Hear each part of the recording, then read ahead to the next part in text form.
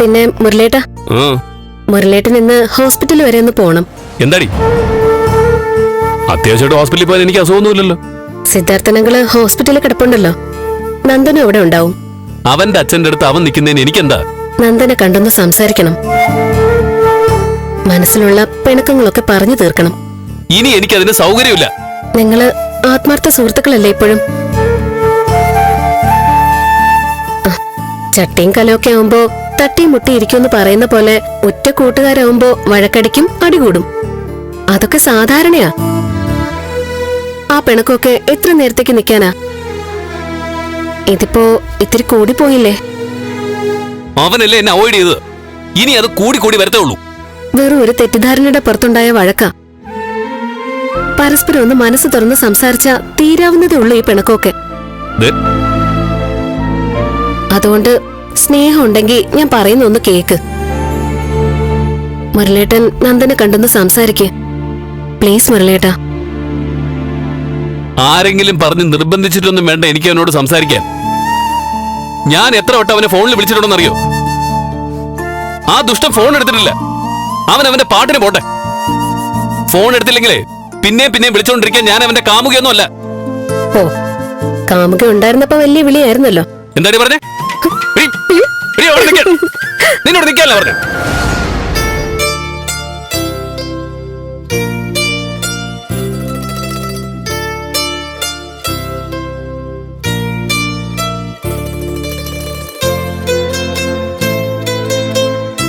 അമ്മേ,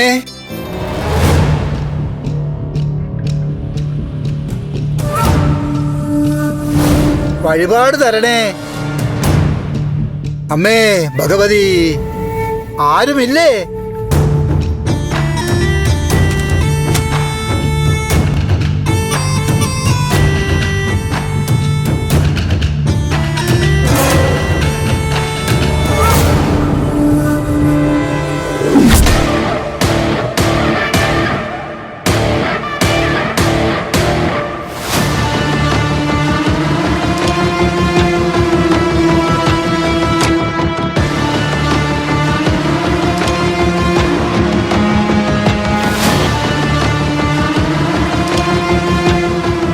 വഴിപാട് വല്ലതും തരണേ.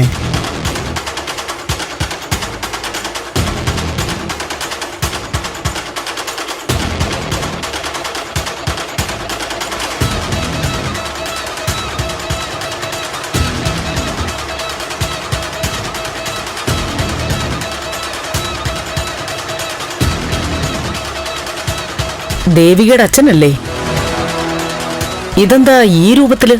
ഇന്നലെ വരെ മനസ്സിന്റെ താളം തെറ്റി നടക്കുകയായിരുന്നു. പ്രവൃത്തിദോഷം. ഇന്നലെ രാത്രി എനിക്ക് ദൈവവിളി കിട്ടി. കാര്യങ്ങളെല്ലാം ഒന്നൊന്നായി ഓർത്തെടുത്തു. എല്ലാത്തിനും പരിഹാരം കാണാൻ ഇറങ്ങിത്തിരിച്ചതാ. ഭിക്ഷ തരണം, ഭഗവതിയുടെ അനുഗ്രഹം ഉണ്ടാവും.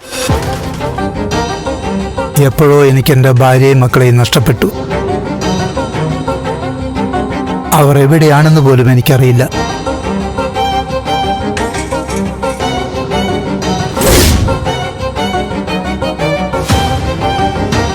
ദൈവസന്നിധിയിലേക്കുള്ള യാത്ര തുടങ്ങുന്നത് ഈ വീട്ടിൽ നിന്നാ. അതിന് കാരണമുണ്ട്. എൻ്റെ മകൾക്ക് ഈ വീടുമായി എന്തോ ബന്ധമുണ്ട്, ഇല്ലേ? ദൈവം എനിക്കങ്ങനെ തോന്നിപ്പിച്ചു. ഒരു നാൾ സത്യങ്ങളെല്ലാം പുറത്തു വരും.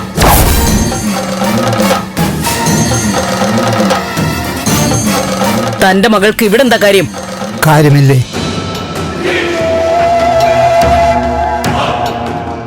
മണ്ണാറശാല അമ്മയ്ക്ക് ഭിക്ഷ തന്നാലും ഈശ്വരാനുഗ്രഹം ഉണ്ടാവും. ഞാനിപ്പോ വരാം.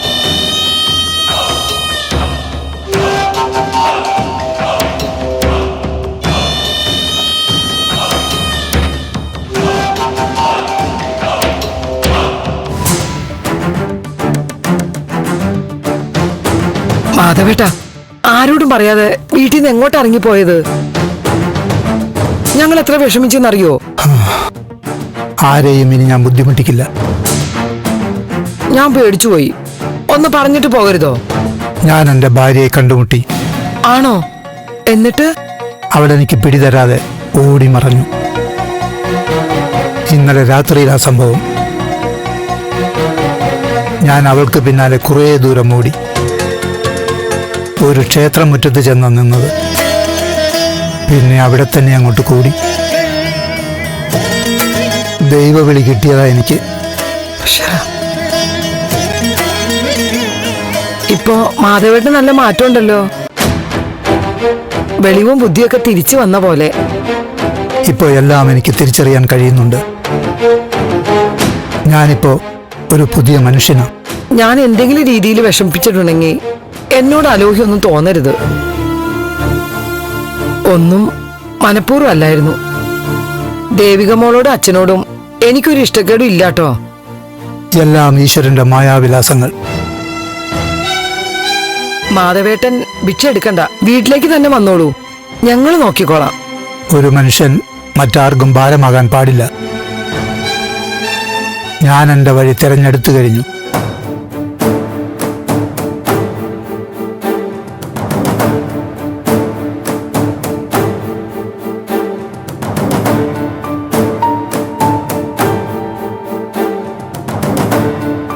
അമ്മയുടെ അനുഗ്രഹമുണ്ടാവും. അമ്മേ ഭഗവതി കാത്തോളണേ.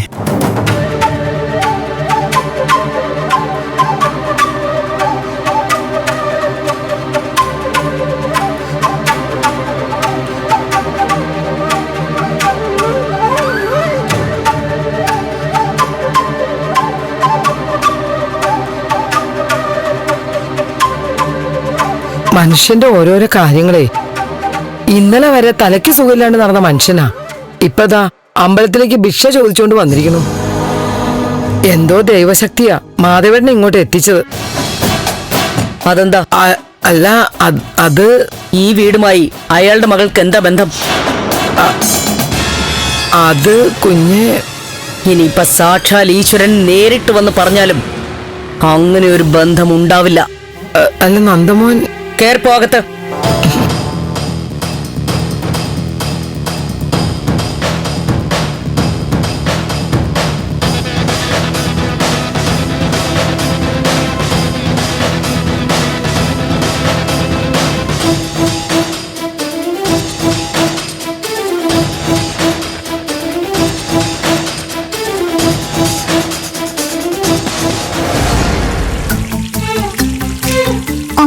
ഇത് എവിടെ പോയി കിടക്കുവാണോ എന്തോ. അടുക്കള പണിക്കാണെന്ന് പറഞ്ഞ് വെറുതെ കറങ്ങി നടക്കും. ജോലി മൊത്തം ഞാൻ ചെയ്യണം. നീ എന്താടി പിറുപിറുക്കുന്നത്? എന്നെ പറ്റി അനാവശ്യം പറഞ്ഞോണ്ടിരിക്കുവായിരിക്കും അല്ലേ? ഇവിടെ വേറെ ആരും ഇല്ലല്ലോ, പിന്നെ ഞാൻ ആരോട് എന്തു പറയാനാ? അപ്പോ നീ എന്നെ പറ്റി ഒന്നും പറഞ്ഞില്ല? നീ ഭാരിച്ച് ജോലി ചെയ്യുവാണല്ലോ എന്നോർത്ത് വെറുതെ പറഞ്ഞതാ. നീ എവിടെയായിരുന്നു? അപ്പൊ നീ വിശേഷം ഒന്നും അറിഞ്ഞില്ലേ? ഇല്ല. അല്ലെങ്കിൽ വന്ന് ഒളിഞ്ഞു നിന്ന് കേൾക്കുന്നതാണല്ലോ. എന്താടി? മാധവേട്ടന് ഈശ്വരവിളി വന്നു. അയ്യോ, ഇതെന്ത് കഷ്ടമായി പോയി. സാധാരണ നല്ല മനുഷ്യന്മാരാ ഈശ്വരൻ പെട്ടെന്ന് വിളിക്കുന്നത്. ഇത് ഈശ്വരനെ തെറ്റുപറ്റി കാണും. ഓ അതല്ലെന്നേ. പിന്നെ മാധവേട്ടൻ അടിമുടി ആളാകെ മാറി. ഒരു സന്യാസിയെ പോലെ വന്നത്. ഇത്ര പെട്ടെന്നോ? ഇന്നലെ എങ്ങാണ്ടല്ലേ ആളെ കാണാതായത്? ഒരു മാറ്റം ഉണ്ടാവണെങ്കിലേ അധിക സമയമൊന്നും വേണ്ട. ഇന്നലെ വരെ പ്രാന്ത് പിടിച്ചോണ്ട് നടന്ന മനുഷ്യനാ ഇന്നിപ്പോ ബുദ്ധിയും വെളിപാടുള്ള മനുഷ്യനായത്. മണ്ണാർശാലയ്ക്ക് വഴിപാടും ചോദിച്ചു വന്നതാ അവിടെ. അത് ശരി. പ്രഭകുഞ്ഞ് വഴിപാടായിട്ട് എത്ര രൂപ കൊടുത്തതെന്ന് അറിയാമോ? 500-ന്റെ നോട്ട്. ആണോ? ആ, എന്റെ ഭഗവാനെ, നമുക്കും ആ പണിയായിരുന്നു ഭേദം. എന്നാ പിന്നെ കറുത്ത തുണിയും ചുറ്റി നീ ഇറങ്ങിക്കോ. സമയം പാഴാക്കണ്ട. പണിയെടുക്കാതിരിക്കാനുള്ളൊരു.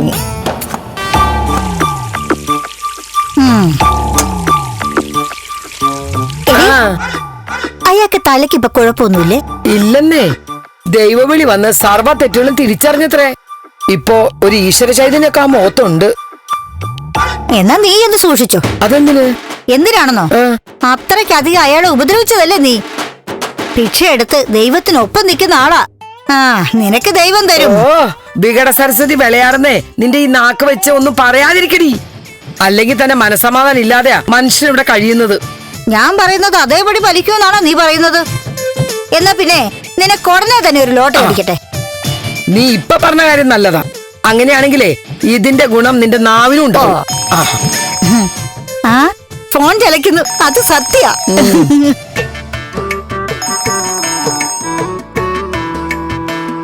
ഹലോ, അയ്യോ തന്നെ എപ്പോ? ദൈവമേ, ഞാൻ പറയാം, ഇപ്പൊ തന്നെ പറയാം. ഭാർഗവി, മാധവന് പറഞ്ഞിരിച്ചത് ഈശ്വരൻ തന്നെയാ. പണി തുടങ്ങി.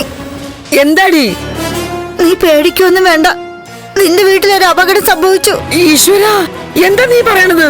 മുരളിയെ വിളിച്ചത്. ഗൗരി അവിടെ തലചുറ്റി വീട് തറയെ കിടക്കുവാണെന്ന്. എന്റെ ഭഗവാനെ, നീ എന്തൊക്കെയാടി പറയണത്? നിന്റെ അടുത്ത് പെട്ടെന്ന് അങ്ങോട്ട് ചെല്ലാൻ പറഞ്ഞു.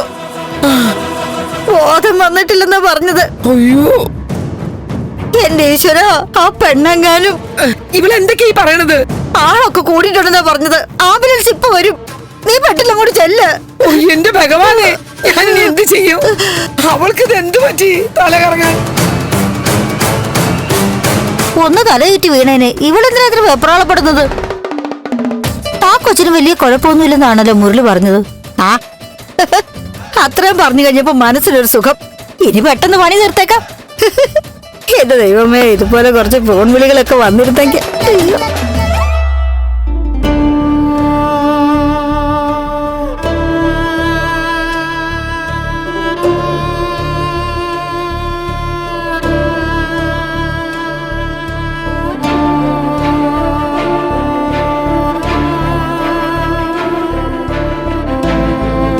ഇതങ്ങ് കുടിച്ചേ. എനിക്കിപ്പോ ഒന്നും വേണ്ട മുരളിയേട്ടാ. ആ അത് പറ്റില്ല. ഇത് ഉപ്പും പഞ്ചസാര ഇട്ട നാരങ്ങയുള്ളോ. കുടിക്കേ. വേണ്ട, ഇത് കുടിച്ചപ്പോ ഞാൻ ഛർദിക്കും. പിന്നെ കുടിക്കാം. ഒന്ന് മാറ്റി വെച്ചേക്ക്. ശരി, എന്നാ നീ എണീറ്റേ, നമുക്ക് ഹോസ്പിറ്റലിൽ പോവാം. അതിന്റെ ഒന്നും ആവശ്യമില്ല. ഇതിപ്പോ അങ്ങ് മാറിക്കോളും. നീ എന്താ ഇങ്ങനെ? ഇത്തിരി വെള്ളം പോലും കുടിക്കാതിരുന്നത് ശരിയാവില്ല. ഇപ്പൊ കുഴപ്പമൊന്നുമില്ലെന്ന് ഞാൻ പറഞ്ഞില്ലേ. ശരിയായിക്കോളും. നീ എഴുന്നേറ്റേ, വാ മുറി പോയി കിടക്കാം. എണീക്ക് പതുക്കെ.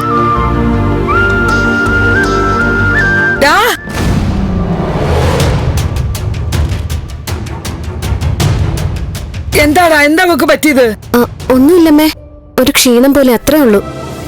ഒന്നുമില്ലാതെയാണോ ഇവൻ ഫോൺ വിളിച്ച് പറഞ്ഞത് തല കറങ്ങി താഴെ വീണെന്ന്? ആംബുലൻസ് ആൾക്കാരൊക്കെ ഇവിടെ ഉണ്ടെന്ന് നീ വിളിച്ചു പറഞ്ഞ എന്തിനാടാ? മീനാക്ഷി പറഞ്ഞത് കേട്ടപ്പോ ഞാനങ്ങ് പേടിച്ചു പോയി. ആ തള്ള അങ്ങനെയാണോ പറഞ്ഞത്? ആ എന്റെ അമ്മേ, ഞാൻ ചെന്ന് നോക്കുമ്പോ ഇവൾ അലക്കല്ലിന്റെ താഴെ ഇരിക്കുമായിരുന്നു. ഓടിച്ചെന്ന് നോക്കുമ്പോ തല ഇറങ്ങാണെന്ന് പറഞ്ഞ് ഇവൾ എന്റെ കയ്യിലേക്ക് വീഴുമായിരുന്നു. എന്നിട്ടിപ്പോ എങ്ങനെയുണ്ട്? കുഴപ്പമില്ലമ്മേ, സാരമില്ല. ഇത്തിരി നേരം കിടന്നാ മാറിക്കോളും. എന്നാ പോയി കിടക്ക്.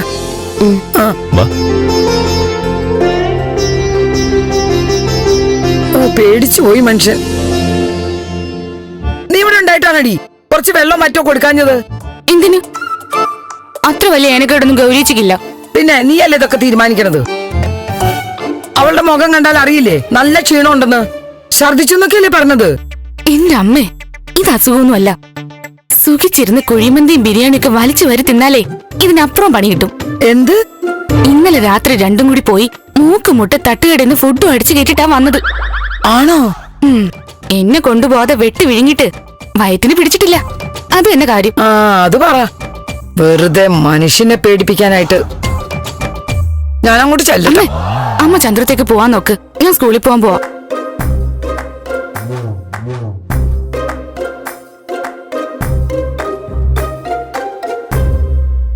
നിനക്ക് ഒട്ടും വയ്യ. വാ നമുക്ക് ഡോക്ടറെ കണ്ടിട്ട് വരാം. വയറ്റി കൊള്ളാത്തൊക്കെ വാരി വലിച്ച് തിന്നട്ടെ ഇനി ആശുപത്രി കൊണ്ടേ കാശ് കളയടാ. അമ്മയ്ക്ക് ഇതെന്താ? ഡേ, ഇന്നലെ എത്ര കുഴിമന്തിയാണ് നീ അകത്താക്കിയത്? ബിരിയാണിയും ആടും കോഴിയൊക്കെ മൂക്കുമുട്ട തിന്നിട്ട് ഗ്യാസ് കയറി നടക്കല്ലേടി നീ? അമ്മ ഒന്ന് പോയേ, അവൾക്ക് തീരെ വയ്യ. എന്നാ പിന്നെ ആശുപത്രി പോയിട്ട് വാടാ.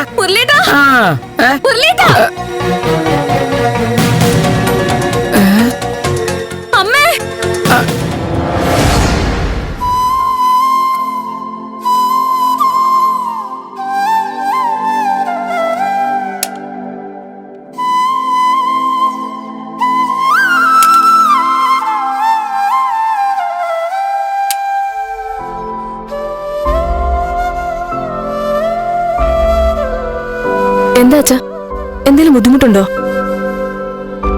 ആ, എന്നാ നടന്നോ. 15 മിനിറ്റെങ്കിലും നടക്കണമെന്നാ ഡോക്ടർ പറഞ്ഞിരിക്കുന്നത്.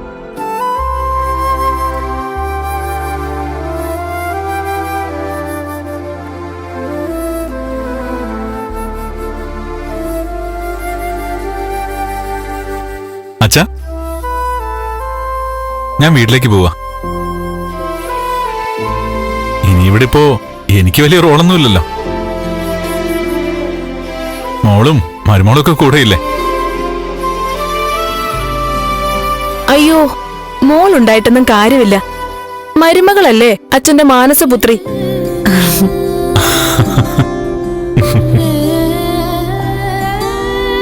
അപ്പൊ ശരി അച്ഛാ, ഞാൻ പോയിട്ട് വരാം.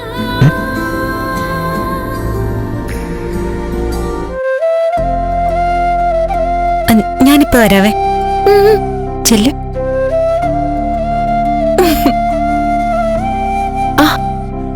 ഹലോ, എന്ത് കാഴ്ചയോടെ നിക്ക? നടക്കങ്ങോട്ട്.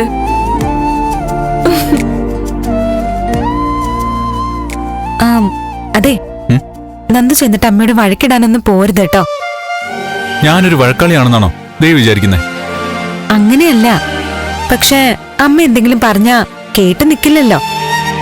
വെറുതെ എന്തേലും പറഞ്ഞ കേട്ടു നിൽക്കുന്ന ശീലം നന്ദൻ നിർത്തി. എന്റെ ദേവി എന്തെങ്കിലും പറഞ്ഞാ ഞാൻ ചുമ്മാതിരിക്കില്ല.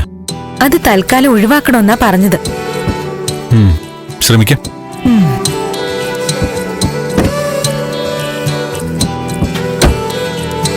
അപ്പൊ ശരി, പോയിട്ട് വരാം. അതേ, ഒന്ന് കെട്ടിപ്പിടിച്ചൊരു... ചുമ്മാതിരുന്നേ, ഒന്ന് പോവാൻ നോക്ക്. സാധാരണ ഭാര്യ ഭർത്തക്കന്മാര് യാത്ര പറഞ്ഞു പോകുമ്പോ അങ്ങനെയൊക്കെയാ? ആണോ? ആ, എന്നാ അങ്ങനെ ആവട്ടെ.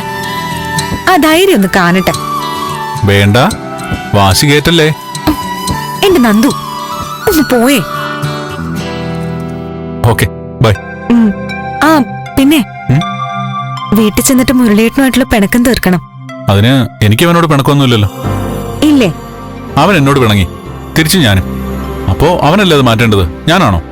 ഒരു സുഹൃത്തിന് വേണ്ടി ചെയ്യാൻ കഴിയുന്നതിൽ ഏറ്റവും വലിയ ത്യാഗം ചെയ്ത ആളാ മുരളിയേട്ടൻ. അങ്ങനെ ഒരു സുഹൃത്തിന് മുൻപിൽ അല്പം താഴ്ന്നു കൊടുക്കുന്നതിൽ ഒരു തെറ്റുമില്ല.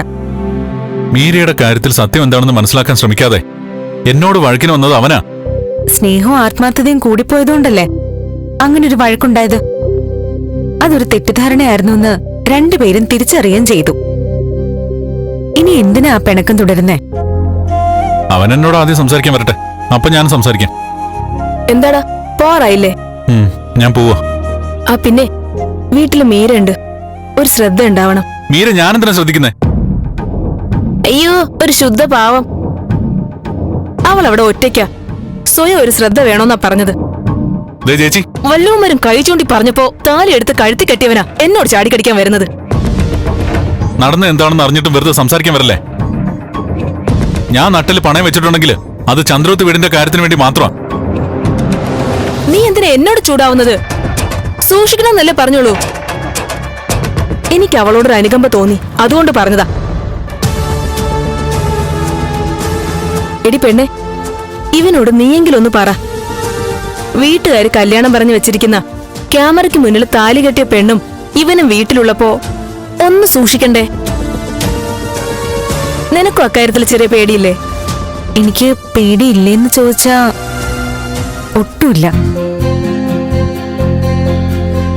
ചേച്ചിയുടെ പുന്നാര ആങ്ങളെ ഞാൻ മനസ്സിലാക്കിയതുപോലെ ലോകത്ത് ഒരാൾക്കും അറിയില്ല. എനിക്കൊരു വിശ്വാസക്കുറവുമില്ല. എന്താ ചേച്ചി, മതിയായോ? ചമ്മിപ്പോയല്ലേ? എന്നാലും ഒരു ജാഗ്രത പുലർത്തുന്നതിൽ തെറ്റില്ലല്ലോ. ഇത്രയ്ക്ക് ജാഗ്രത മതി. മതിയെങ്കി മതി, സന്തോഷം. പിന്നെ ഇപ്പൊ മേരിയുടെ അടുത്ത് നിങ്ങളുടെ കാര്യമൊന്നും സൂചിപ്പിക്കണ്ട. പ്രതികരണം എങ്ങനെയായിരിക്കും പറയാൻ പറ്റില്ല. അവളോട് പറയാതെ പിന്നെ എങ്ങനെയാ? ഇപ്പൊ ആരോടും ഞങ്ങളുടെ കാര്യം മറച്ചു വെക്കുന്നില്ല. മീര അറിയണം. ഞാൻ ദേവിയെ താലി കെട്ടിയെന്നും വീട്ടുകാരെ മറച്ചു വെച്ച് വിവാഹം നടത്തിയെന്നും അവളെ ബോധിപ്പിക്കാൻ കൂടിയാ ഞാൻ പോകുന്നേ. നന്ദ, ഇപ്പൊ അവളോട് കാര്യം പറഞ്ഞ അടുത്ത പ്രശ്നം തുടങ്ങും. അമ്മ അറിഞ്ഞതുപോലെ ആവില്ല മീര റിയാക്ട് ചെയ്യുന്നത്. എല്ലാവരും അവളുടെ മനസ്സിൽ നിങ്ങളുടെ വിവാഹം നടത്തണമെന്ന് മോഹം കൊടുത്തിട്ട് കുറെ കാലമായി. അവൾ ഈ കഥ അറിഞ്ഞാൽ ചിലപ്പോ കടുങ്കൈ വല്ലതും ചെയ്യും. അവളോട് മറച്ചു വെച്ചിട്ട് ഇത് എങ്ങനെ പരിഹരിക്കാൻ പറ്റുമെന്ന് ചേച്ചി പറയുന്നേ? എന്തായാലും അത് ഇപ്പൊ വേണ്ട. അവള് ചന്ദ്രോത്ത് തന്നെ നിൽക്കുന്നുണ്ടല്ലോ ഈ പ്രശ്നം. ആ കാര്യം ബലരാമൻ അങ്കിളിന്റെ അടുത്ത് നേരിട്ട് സംസാരിച്ചാ മതി. അത് ഇതിനേക്കാൾ വലിയ പ്രശ്നമായാലോ? അങ്ങനെ ആവില്ല. പക്വതയും വിവേകമൊക്കെ ഉള്ള ആളാ ബലരാമൻ അങ്കിള്. സത്യാവസ്ഥ മനസ്സിലാവുമ്പോ അതിനൊരു സൊല്യൂഷൻ കണ്ടെത്താൻ അങ്കിൾ ശ്രമിക്കും. ശരി, ഞാൻ ഇറങ്ങാം.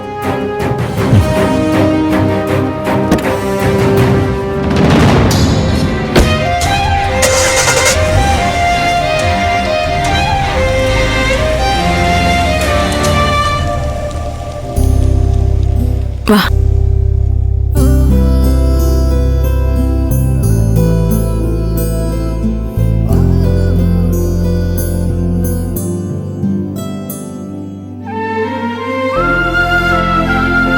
നീ അവിടെ ഇരിക്ക, ഞാൻ പോയി മരുന്ന് മേടിച്ചിട്ട് വരാം.